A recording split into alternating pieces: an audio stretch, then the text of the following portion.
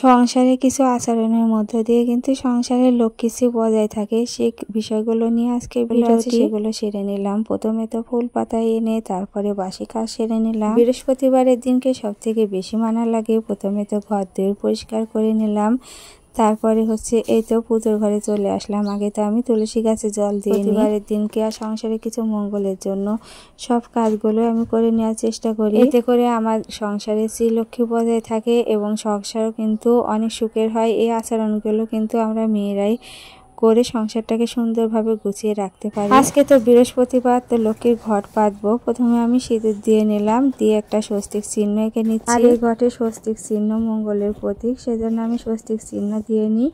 আর এমনিতে অন্য দিনকে হয়তো 3টি সিঁদুরের ফোঁটাও দিই, যেদিন আমার যেমন মনে হয়, যেভাবে ভালো লাগে সেভাবে করে নিয়ে এবারে আমের পল্লবে সিঁদুর দিয়ে নিলাম। আমি ঘরটা মূলত এভাবে সাজিয়ে নিয়ে আমের শাখা, একটা কাঁঠালি কলা, হরিতকি, তো যে নিয়মগুলো আছে সেগুলো তো সংসারে পালন করতে হবে। এতে করে কি হয়, আমাদের সংসারে শ্রীলক্ষ্মী বজায় থাকে। বৃহস্পতিবারের দিনকে কি পোশাক পরলে আমাদের মঙ্গল, সেটা আজকে বলবো। বৃহস্পতিবারের দিনকে যদি হলুদ পোশাক পরা যায়, এতে করে কিন্তু খুবই সংসারের জন্য ভালো। আর ভগবান নারায়ণকে যদি হলুদ কিছু নিবেদন করা যায়, যেমন ধরুন হলুদ ফুল কি ফল, এগুলো কিন্তু সংসার অনেক শ্রীবৃদ্ধিতে সাহায্য করে। একা হাতে কিন্তু আমি সংসারের সব কাজগুলো করি। এতে করে কি হয়, আমার সব কাজগুলো কিন্তু সুষ্ঠুভাবে হয়। আর আমার যেহেতু বাচ্চারা ছোট, সব কাজগুলো একা হাতে করা লাগে। তবুও আমি সকালে খুব নিয়ম নিষ্ঠার সাথে পুজো করা, যে চিরাচরিত আচরণ আছে সেগুলো করে নিই। তারপরে তো রান্না আছে, তো আমি আগে সকালে চেষ্টা করি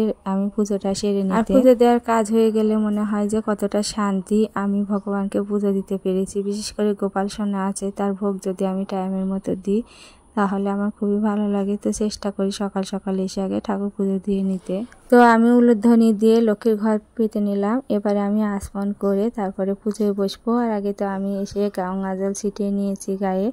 তো এবারে পুজো বসার আগে আমি আচমন করে নিলাম। এতে করে কি হয়, যখন আমি হয়তো আচমন করে পুজোয় বসলাম কিন্তু কথা বলা লাগে, সংসার অনেক কাজের জন্য ওঠা লাগে, সেই জন্য আমি ঠাকুর ঘরে এসে আগে গায়ে গঙ্গা জল ছিটিয়ে নিই, তারপরে পুজোর জোগাড় করি। তারপর যখন আমি পুজোয় বসবো তখন আমি আচমন করে নিয়ে তিলক আর্নি করে পুজোয় বসি। তো এভাবে কিন্তু আমি পুজোটা সম্পন্ন করি। কে কিভাবে করেন অবশ্যই কমেন্টে জানাবেন। আর লক্ষ্মী পূজায় মা লক্ষ্মীকে অবশ্যই অর্ঘ্য দিতে হয়। বেল পাতা, একটা লাল ফুল, কিছু আতপ চাল, দুব্বা, এভাবে কিন্তু আমি অর্ঘ্য দিয়ে মা লক্ষ্মীকে পুজো দিয়ে থাকি। আর পুজোর পর চিং মন্ত্র যদি উচ্চারণ করা যায় তাহলে খুবই ভালো। তো অনেকে কি করে সন্ধ্যাবেলায় পাঁচালি পড়ে, আমি সন্ধ্যাবেলায় পড়ি, কিন্তু আমার পাঁচালিটা 12 মাসই।